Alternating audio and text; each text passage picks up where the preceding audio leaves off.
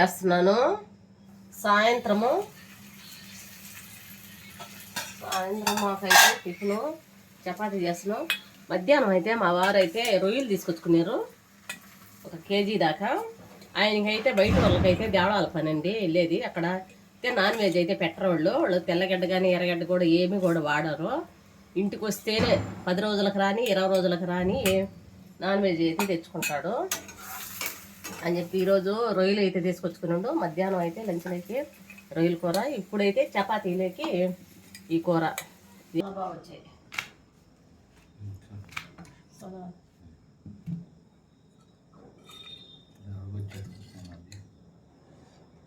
పెట్టాలి